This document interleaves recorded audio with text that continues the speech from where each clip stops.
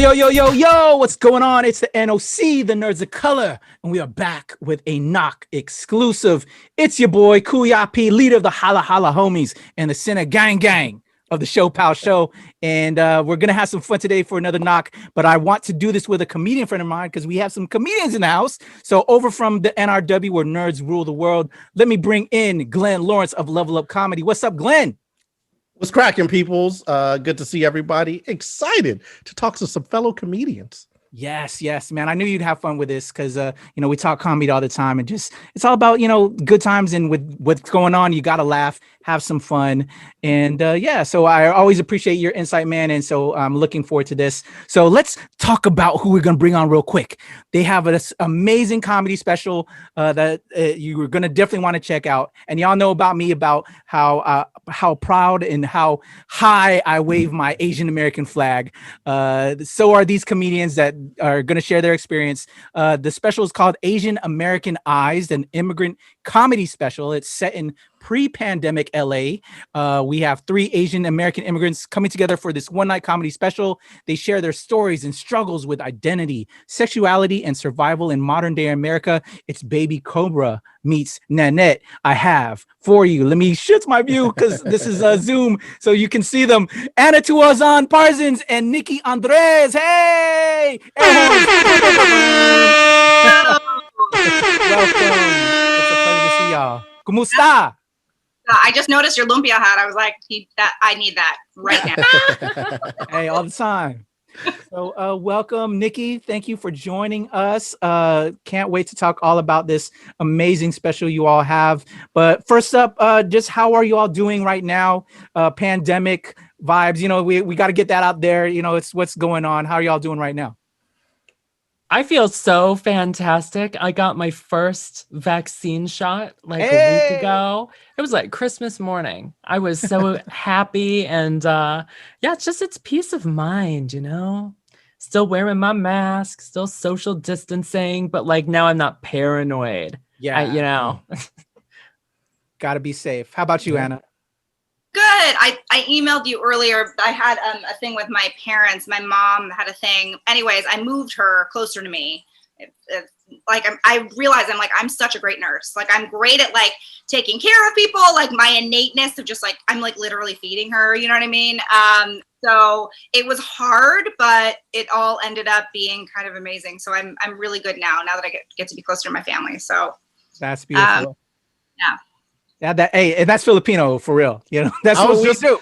Listen, I was just about to say that, but then I was like, maybe that might be overstepping my boundaries. But I'm like, it's always dope when someone basically is kind of the stereotype too. If I'm good at basketball, no one's like, oh, surprising. It's like you're. No, but that's real talk. I think it's a very POC thing because my wife's black, and all day we got to take care of our aunties, uncles, and I think that's just what we of color do. You know what I'm saying? It's important to us. So no, I think it's beautiful. And yeah, good to see y'all are staying strong in this crazy arena of the pandemic that we're in. But I think we're coming out of it, and it's good that everybody's getting their shots. I just recently got my first shot. So good times, and hopefully we can all enjoy our shows because as comedians, as performers, it's all about that live audience. And I know we're dying for it. So in the meanwhile, for those, because we are still going to be in the pandemic, we have this amazing special that y'all dropped. How did this come together and you all combining forces? And I also want to shout out to Aiden Park, who unfortunately couldn't join us today, but hopefully we'll have him on to talk about his amazing projects as well. But how did this all come together with you, Anna and Nicky? You take it, Nicky. I feel like I'm going to go. No. Okay. It was Anna. I guess how did it? For me, at least, it was kind of born out of frustration as an Asian American trans person in my late 30s, not having entertainment work. You don't look a day over 25, by the way, just so you know. What? Yeah, it's all that Asian magic. Right? I got to start telling people it's I'm in my 40s, just, for the reactions. But it was I think for me, and it brought me out of a depression. I was, because it's the best thing as artists that we can do when we feel stagnant is just to do something, right? write a poem, sketch a doodle. Like, it doesn't need to be a magnum opus. It doesn't need to be good, but we just need to create something. I would say even for people who don't, commit to a professional art career. But yeah, and I was just like, hey, I'm tired of waiting for an opportunity. Let's do something ourselves. And I'm like, Doug, girl, yeah, okay, count me in. I met in an acting class at BGB Studio, which shout out to them because they supported us like the whole way. We got to rehearse there. They, Risa Brown Garcia and Steve Braun, just amazing supporters of us. And that's where we met. That's where we met. We met in acting class because I don't know if this is what happens with you, Nikki, but like Asians in class, I'm just like you're my, I don't know. It's just like, but also because it's kind of, there's not always a lot of us. So it's like, we kind of just, we're like magnets for each other. Up. Yeah, for real. And then Aiden's been doing comedy forever. He actually got me started doing stand-up comedy. And I think in a meditation or something, I was like, or maybe my mom was talking to me in my head, and she was like, you need to do an immigrant special. Or it wasn't that, it was just that Nikki's an immigrant. Oh, Aiden's an immigrant. Oh, like, let's make an immigrant special about our Asianness and our stories, because all of our stories are incredibly unique. I think we have a lot of, the powerful things that have happened to us that have shaped us into the artists we are. So that's kind of how it happened. And we started like rehearsing, and it was a while. We were like workshopping material, hitting up open mics, working on stuff. And then we finally made it all into this 1 hour of good things. I love it. It's amazing and it's inspiring, and we take control of our stories by doing a special like this. Like, I laughed and I cried. It was just empowering and I felt seen. And I know in so many ways other people are going to feel seen when they see this. So thank you all for this amazing special. This happened when did y'all started coming together? Like, what year was this? Pre-pandemic? March 2020. But okay. Yeah, so it was like It's about a year, I think. Wow. Yeah, but then we were workshopping material and just like, finding our jokes and like hitting up mics and working on material the year before, just on and off. Oh, wow. So yes. Wow. Yeah. Cause I was there at that low point too. So it's kind of crazy in the parallels. Glenn is actually, I contribute to me getting back into the swing of things. And that's why I also have him along here with me, because like we were all as actors, doing things. And then all of a sudden here, this thing happens and we don't know what to do. And I didn't do anything. And then he sparked my shine. So shout out to you, Glenn, real quick. Thank you for joining me. And Loy Lee, another comedian. I have a lot of comedian friends, and now you all are my friends now. So shout out to our comedians. We need them. Well, like the interesting thing is, like Kuya P is saying, like, we're all friends now, and I think that comes from being like a transplant, being like a immigrant. In my situation, I was a military kid, so moved around a lot, and you end up having to make friends like just as you go. Did you guys find that kind of informs your comedy and your friendship, moving around so much, being able to connect so quickly, so you could produce something like this?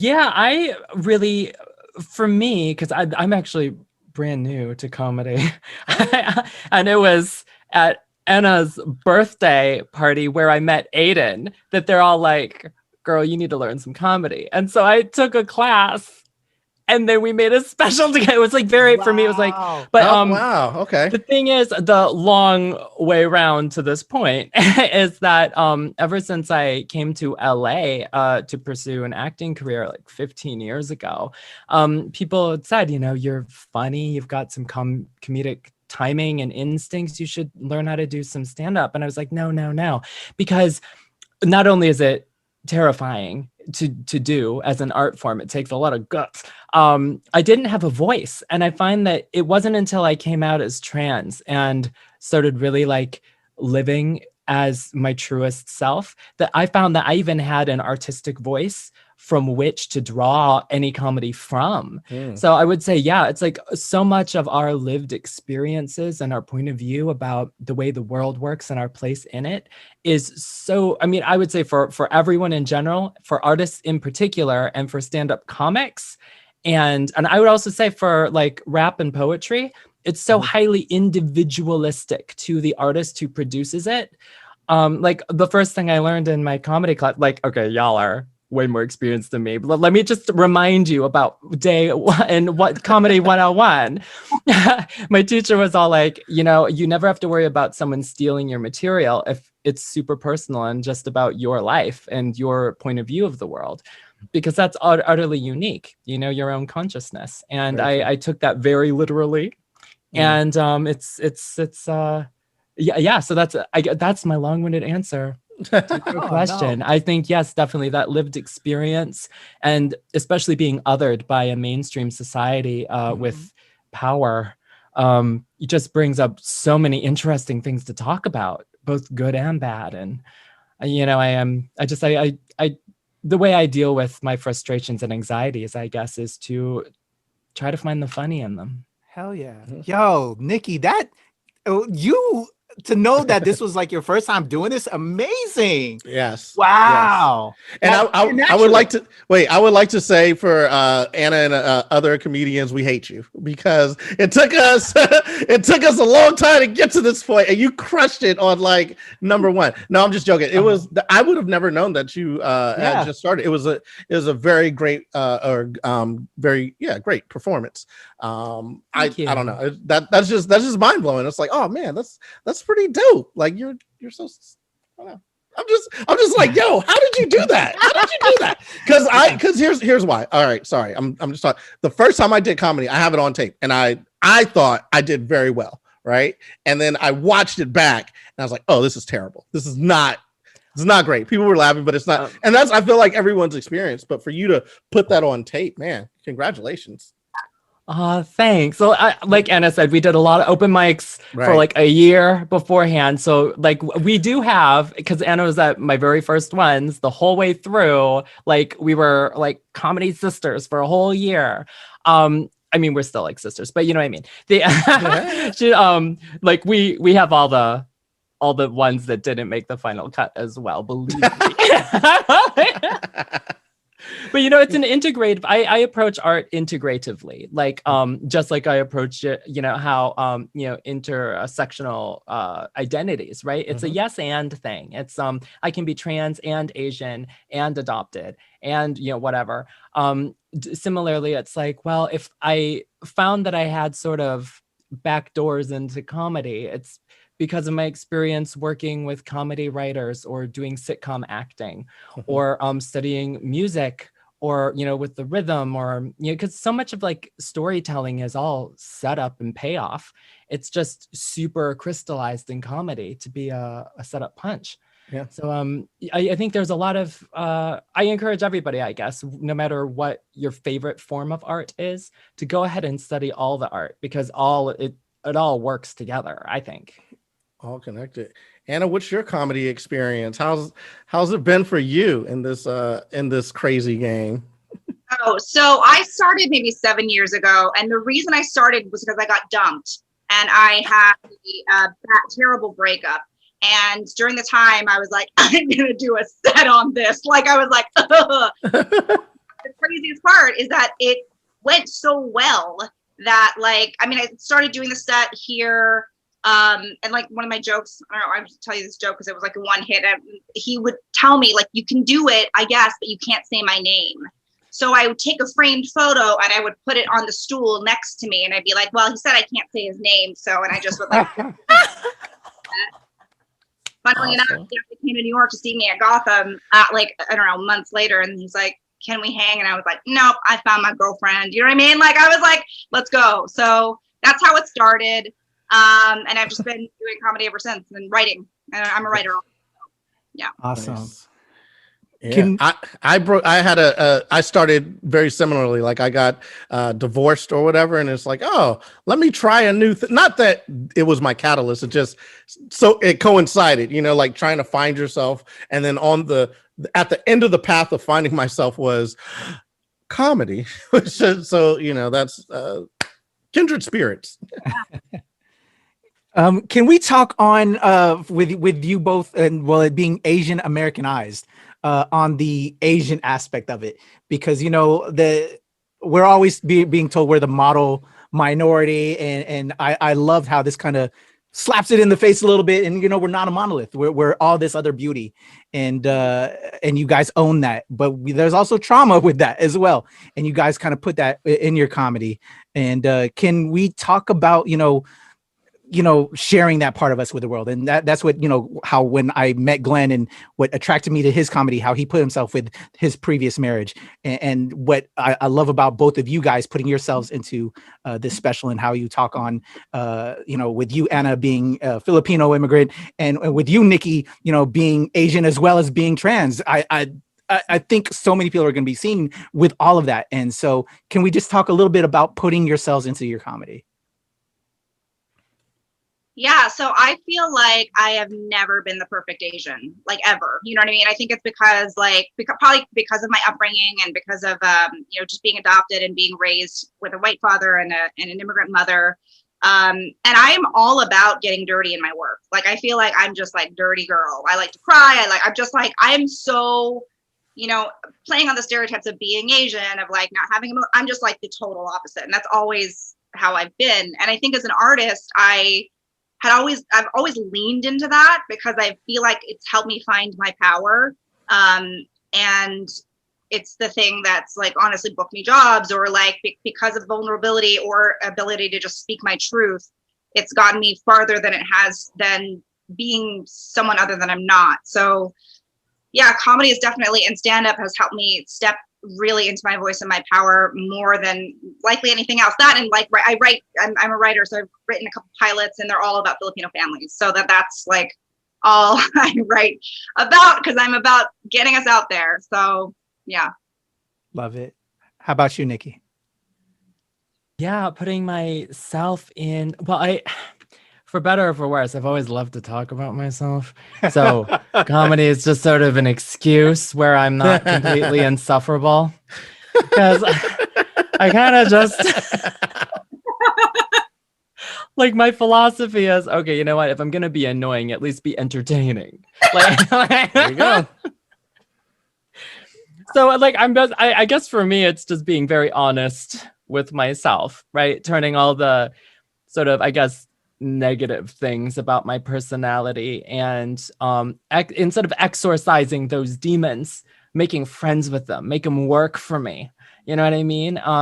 But also it's like I'm also just a very somewhat, one of the things that made Anna and I fast friends is that what she just spoke on about just sort of not fitting in, and also being all like, well, who gives a fuck? I'm going to be myself. And that's that sort of, I don't know, punky, it's not an anti thing. This is what I want to say. It's not like an anti-authority, anti-establishment. It's not anti. It is, I'm not going to let what you prescribe to me be my truth unless I choose it because it's true for me, right? And so it's a peaceful protest, I guess. I don't know, but it's I've always been othered. I think all of us here living in America have been othered, and my way of working through that as a kid was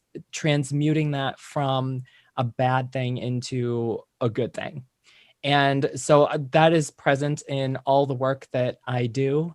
And I guess, when I was speaking earlier about finding my voice, I think after I finally kind of realized that is the core of what is important to me, it's in there whether I did it on purpose or not. Yeah.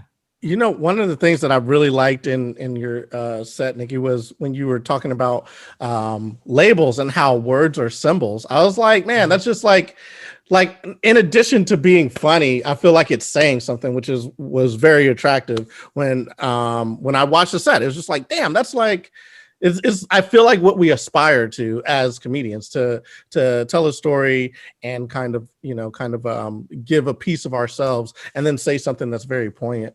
Yeah, so I love that statement, like words are symbols. That was great. Oh, thanks. Education. That's my Education. advocacy is education. There you Thanks. go. Anna, I loved it in yours. I love that it's kind of like you gave us you as like this entire kind of story arc, and then you left it with something super emotional and then left it with the funny. Like I don't know. I really love the way both of your sets kind of told a story, and you get an idea of who you are as a person and kind of like what you want to speak, what you would like to speak to. So I mean, this is just my moment to kind of shower you all with praise for how good the sets were. Can you both, or I guess individually, talk about how you came up with what your set was going to be for this special? Because as comedians, you have tons of jokes, you have tons of things to say. How did you figure out like this is the angle you wanted to go for your special? I guess Anna, go ahead first.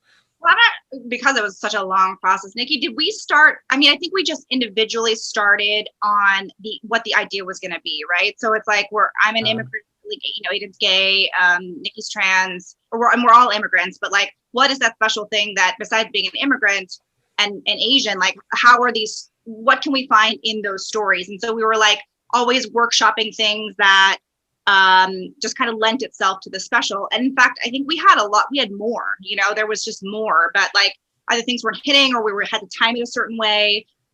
So that's going to be our part 2 when people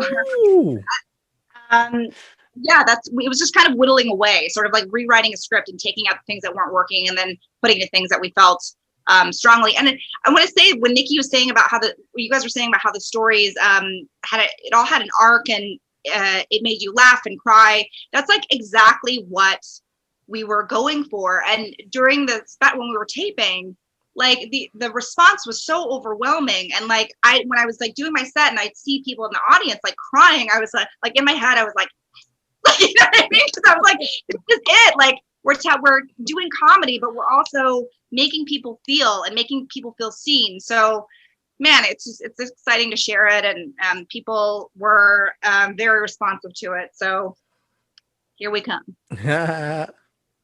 Yeah, my point of view is that it was built really organically. I credit you, Anna, with being like the showrunner of the project, because so much of it was just born of, guys, this is what I'm going to do. And it's like, okay, why not? And then like, so I took a cue because I was so new. Like I think I had like 3 minutes of material at the beginning of all this, and none of it was appropriate for this show. So I was like, oh, how am I supposed to do that? So I had to think about it as one person show. So I took the sort of the Nanette, the Hannah Gadsby. For those of you, we are all know this, but just for the audience, we are heavily influenced. Well, whatever. Okay, I'll just speak honestly. I love Hannah Gadsby's Nanette. It's like a religious experience for me. It is a synthesis of a one-person show and stand-up comedy and feminism 101. And also Ali Wong, who I love. I found that I had to sort of approach it from the one-person show kind of thing in order to write anything at all, and then jokify it through iterations about, okay, well, this is what I think about this, or this is a joke I've always told, but how can I invert it? Or all the new things I was learning about the technique of comedy. Yeah. So I kind of went from, or I think in general, we kind of went from high concept to, well, we all work differently though. I feel like Aiden, being a professional comic who just does more comedy than we do on a daily basis, already had just a lot of stuff. So for him, it was more about picking and choosing the pieces of his work that he wouldn't mind recording, so that it would, so we'd have to kind of burn it if he can't just retell it all the time. And then what new stuff he had to write to sort of bridge those pieces to make it appropriate to like the theme that we're going for. I think Anna really kept us on task with the heart and the overall, we want him to laugh, we want him to cry, we want him to feel like part of our family. We want to humanize the ways in which the world takes our identities for granted or straight up discriminates against us. And then there was me who was just all like, okay, structure. How many minutes? What are we doing, like a 3-act? What is happening? And so between all of our sort of strengths, bringing it together, we organically wound up with a show that we're proud of. Right. But yeah, I would say I contributed maybe 30%. That's not true. You did a lot more work. She's totally lying. You did a lot more work, especially like behind the scenes, because you guys know how hard it is to produce anything. Like so much that goes on, from the editing to the the music to the. I mean, there's just all this other stuff besides just getting the footage itself. But what I want to say was that only until recently, Aiden hadn't really started talking about having HIV. So like this for me felt amazing because I'd known for a long time, but like the fact that he was coming out really with his true self and like, just coming out with us in that way was just like so awesome. And I think in that way, people are going to feel seen too, I 100% feel like when I was watching, you could almost like feel it in the room when like when that comes out in his set. Cause I think I'm watching it and then, and then I kind of like stop like, whoa, wait, what a minute. What's going on? Like, it's like, I think that is super, super powerful, but I think all of you guys came out with, or were saying things that were super powerful, and to Kuya P's point, makes people feel seen. So not to go from like that topic to something else, but to go from that topic to something else. You guys self-produce this, which I, humble brag. I also self-produce a comedy special, which I definitely know how hard it is to do. Do you guys want to talk a little bit about the process of basically kind of producing this thing, like making something from yourselves and putting it out into the world? Yeah, so we have started, I came up with the idea, Nicky and Aiden and I got together, and then we actually had approached Steve Braun and Risa Brahman Garcia because we were looking for a location and space, right? And everyone knows when you're taping anything or shooting anything, location is often like the highest priced thing. We did this on a very low budget, like in regards to, I mean, yeah, we didn't have investors or backing or anything. It was just us putting our money in. So, but they were all for it. They were 100% for supporting us. So we had booked a location already. They were giving us free rehearsal space. And then the post stuff after that. And then, the crew, guys, this thing is so crazy because I feel like we had such a special project that people were just like, I want to help you. You know what I mean? Yeah. Like our DP Lena, who Nicky had recommended, she just shot an email because we were like, we're looking for a DP because the one before that had like bailed out maybe a week before. It was crazy. Like we were just like, I was like, oh my God, the camera package and oh my God, freaking out. Nicky shoots out an email and Lena's like, I would love to support this. And she's like, she's working all the time. Like she's amazing. And she's been like, so people were just like left and right throwing at us like, I want to be a part of this. This is really special. We want to give our time. Like, I'm gonna cry. Yeah, and that's really how it happened from the beginning to the end, even down to like the music, because we were looking at music licensing and things like that. And Nicky's friend Allison Whitaker was just like, or Whitaker, I don't know how to pronounce it. Whitaker. There you go. She gave us our whole library because she's like, like it was just one of those things where like everyone, like God is like, what's up? Here you go, guys. We want this to be made. We want this out in the world. And it's going to happen. So beautiful. Yeah, I learned a really important lesson in networking during the last, like the 2-year process of bringing this together and everything. And because I used to think networking was finding people like you to help you do your thing.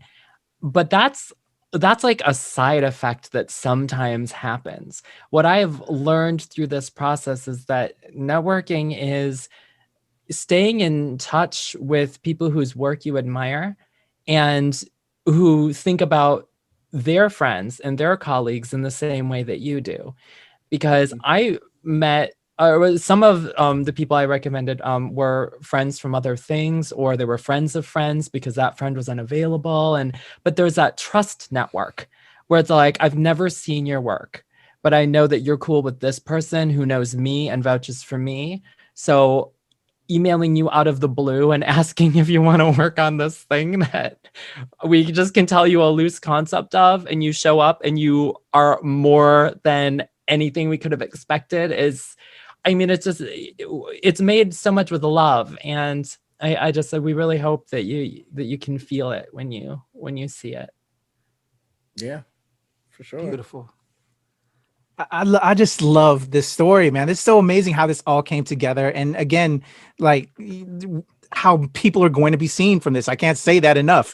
In, you know, Asian and trans, gay, but also both of, I believe you, like you said, Anna and Nikki, you both from the special are both adopted as well.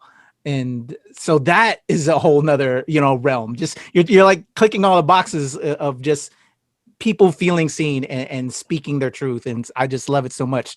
One thing, I don't want to give away the comedy within it, and we've touched a little bit on it, but I love at the end, a real touching part, especially with Nikki and your piece, is we get to see old pictures. And because of your part where like you were the prom king, I don't know, was that what it was? And then we got to see, I was like, yes, like I was, when you're talking about it, I was like, oh, I would love to see what you looked like back then and how that happened. And so it was just an icing on the cake. So just those personal touches, just to make us feel with you guys and you sharing yourselves. That was a great touch at the end. So thank you all for putting that in there. That was all Anna. And when she pitched the idea, she's like, this is what I want. Do you have these pictures? I'm like, girl, I need to see your eyebrows in middle school. That's what I need to see. Yeah, that's hilarious. Yo, but thanks. That's exactly what we were going for. I love it. But speaking of being seen, I feel so seen, Anna, by you, because you had the little piece on there where you're talking about how you have gotten married off of Tinder. And I'm like, yo, shout out. You know what I'm saying? It can happen. We could be a commercial. Because I did the same. We did the same thing. But no, I thought that was great. The whole Tinder marriage thing. Congratulations, by the way.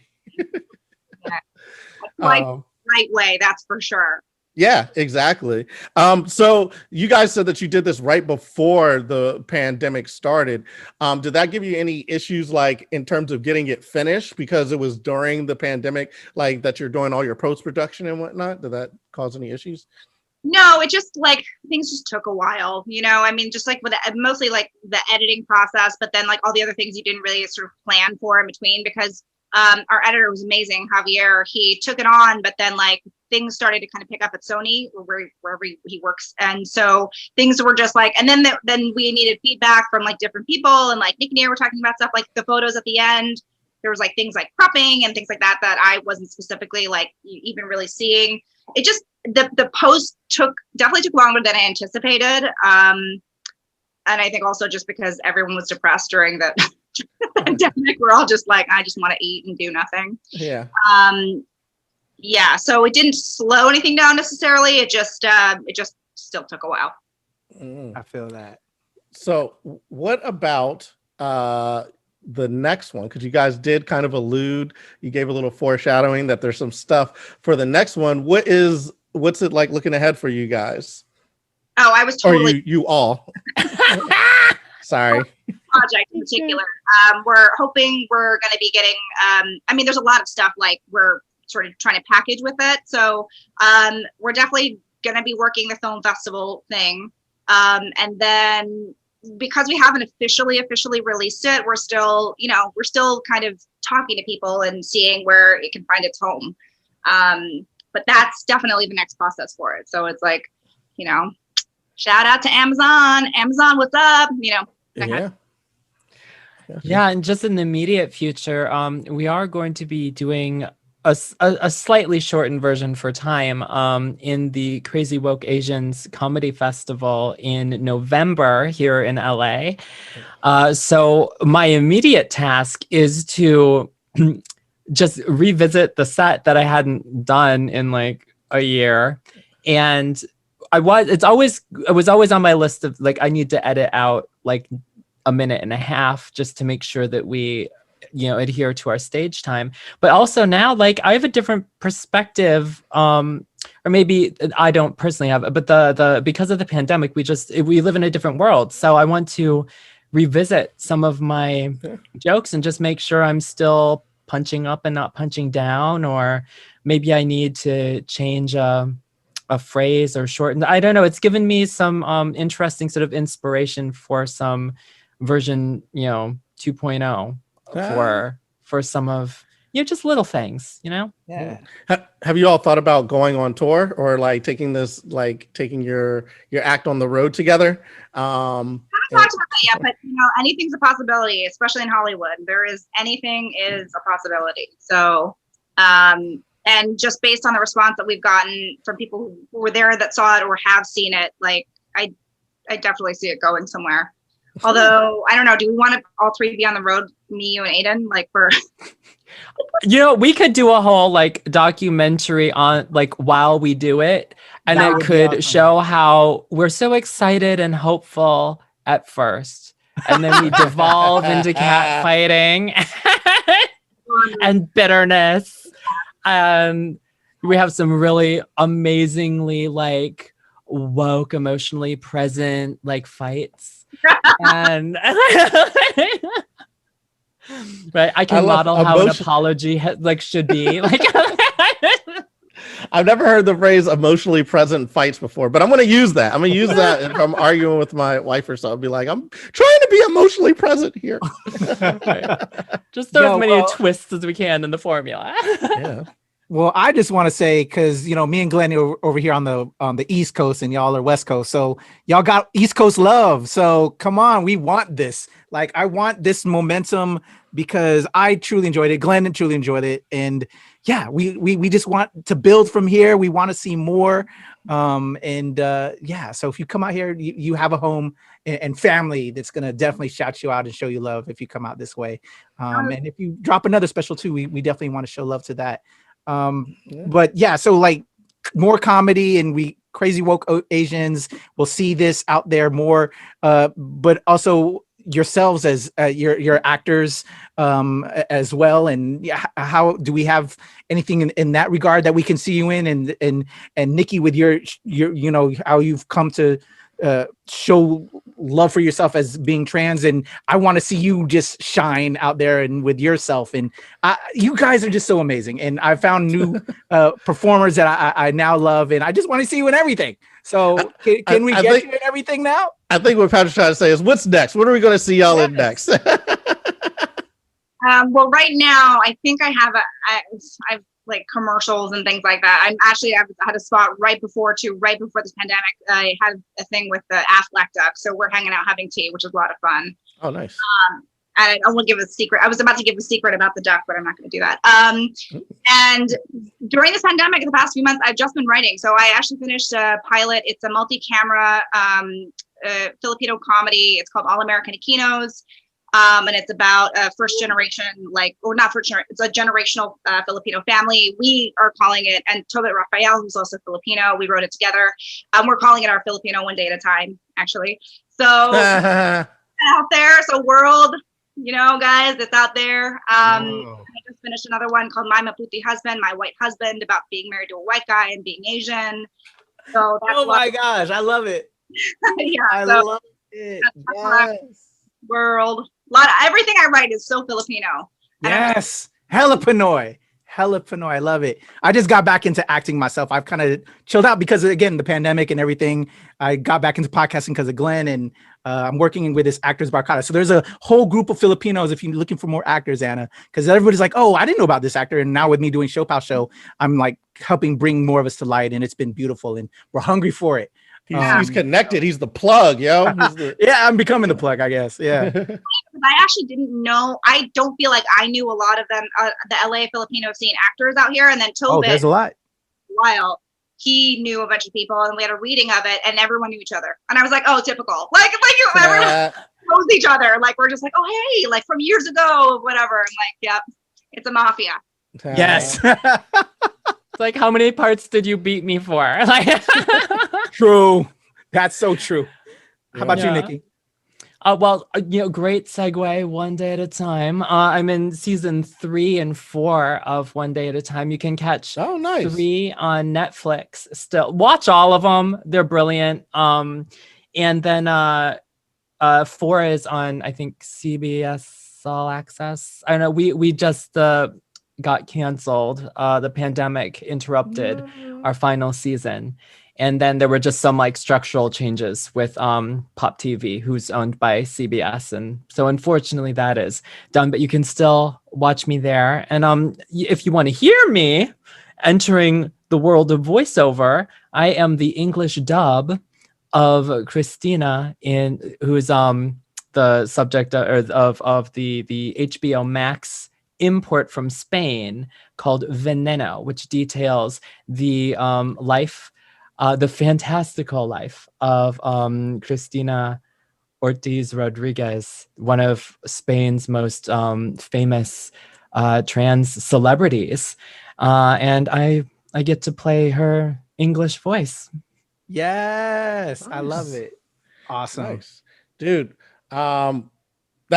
Listen, Anna, in your set, you were talking about how you felt like you won the lottery because you have like all these like things. I feel like we won the lottery in terms of being able to talk to both of you. This is just such a great experience to be able to connect with other comedians for me, you know what I'm saying? And other Asian performers and whatever for Kuya P. Whatever is not a very good descriptive word, but I I got caught up and I used it, so I apologize for that. But Kuya P, he's feeling very connected with you. I'm feeling very connected with you guys, and we're just like really happy that you were able to lend us some of your time and talk about your awesome special Asian American Eyes. We can't say enough thanking you for giving us this time. Yeah. Thank you so much for having it. We're talking at the same time. Take it, girl. Feel the same. My heart. Wait, do people on Zoom? What do? They do this thing. Is that the thing? A little bit. Everybody. There you go.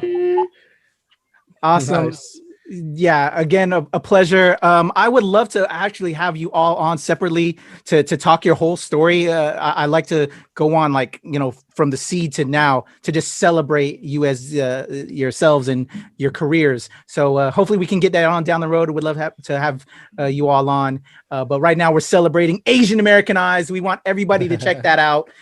We will have this out right about when we can talk about a date time. I'll put it on the screen. And just so exciting. And shout out to Aiden.